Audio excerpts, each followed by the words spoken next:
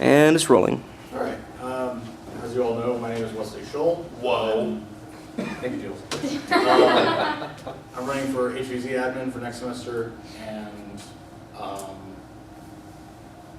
forgot what I was going to say. One of the reasons why I think that I would be a really good admin is I have a lot of ideas, and I can also come up with ideas for those ideas.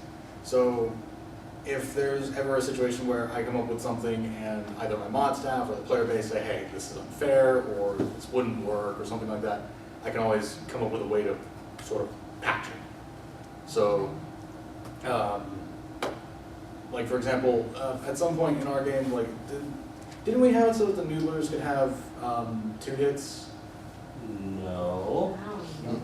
Okay, well, I remember that being a dispute at some point. I think that was a communication issue. Someone misinterpreted things on a pretty big scale. Yeah. That might have been related to the barn. Yeah.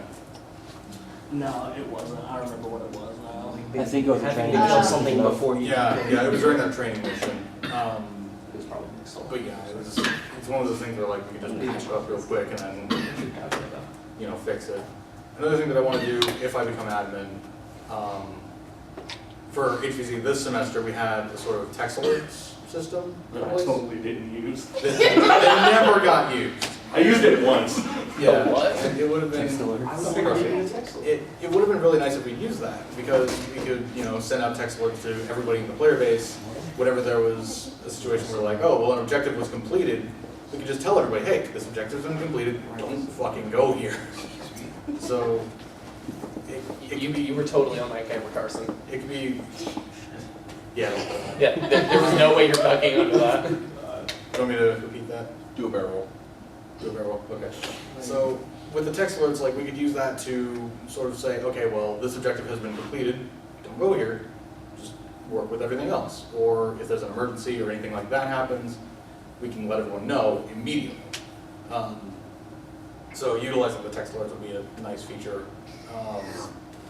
Another thing too is that I'd like to make a bit more of a story-based HVZ game. I'm not going to spoil it for everybody, but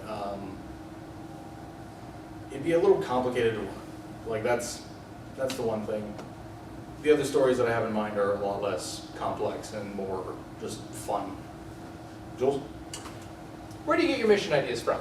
Do you just look at a spot on campus and be like, man, it'd be cool to have a mission here, oh, maybe we could do this? Do you come up with, do you just have an image in your head of, oh, this happening, I'm going to make it happen? Do you look at an object and like, oh, I want to turn that into a prop? Yes. Where do your ideas come from?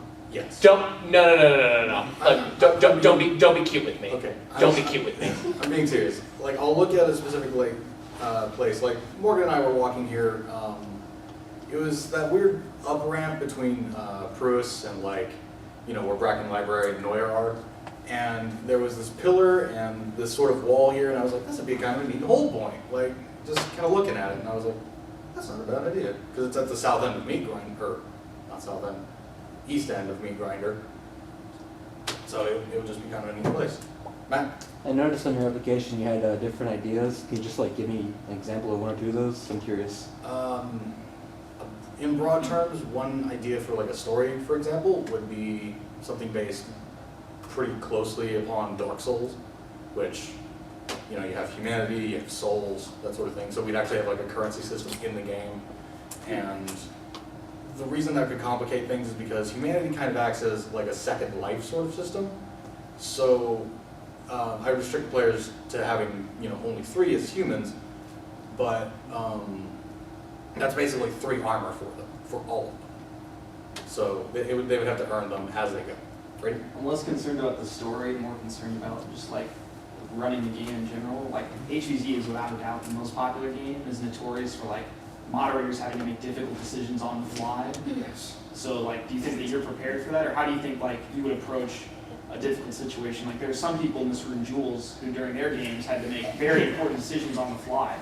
And those decisions, critically affected the entire game. Do you think that, like, the pressure of that drove Jules to alcoholism? Only for those 3 days. Do you think you can handle these? I'm 100% serious, by the way. Do you think you can handle So was I. having to make So big decisions on the fly? I drank At that point, it kind of comes down to who I have as my mod staff. Okay. 5 minutes. And also, thank you. And also, just the circumstance of what is being decided upon. Because if it's something like, oh, well, there's this rule dispute, maybe this mechanic is unfair, maybe I could just come up with some lore reason in the game that, oh, this mechanic is suddenly altered. So, you know, instead of having 3 humanity at the cab, you have 2. Yeah. You know, that sort of thing. Nick? You said your game is going to be complex. Often something you'll run into with HVZ is, well, Complexity can be bad. I wanted it to be this way, and then the players didn't do that, and now we've got something totally different, and we need to deal with this. Are you going to have backup plans, any ways to just run that? Yeah. Are you going to have like a system with your mods? Yeah. I try to think of everything from multiple perspectives, so I try to think of everything as dumbed down, like, to the very basics as possible.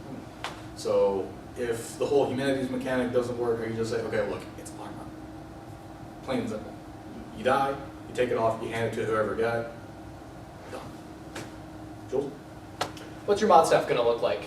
You're pretty new to the whole modding thing, so are you gonna have a lot of other people that are kind of the same level of skill? Are you gonna try and get some people that have modded things before? Obviously Morgan's gonna be one of your mods. Maybe. Actually, no, I don't want to be a mod for that game. I'm proud of you. Oh! Folded the camera and seen it. I'm gonna try to branch out a little bit and try to get a couple of new people to be mods, as well as some older veterans. So, you know, some of the people who have already been on mod staff before, or maybe somebody who's admin the game, and like I said, a couple of people who are just brand new to it, so that we can have like a fresh look on the entire game, as well as one that's a little experienced. Excuse me. That's a bit I'm strange. speaking. Doesn't like the vibe you're throwing out, man. 80% of the humans are already dead on night 1. What do you do? Do you give them the ability to do you give them an extra life? Do you give them another chance? No, they don't deserve it. If they die that badly on night 1, they don't deserve it. I've taught you well. Thank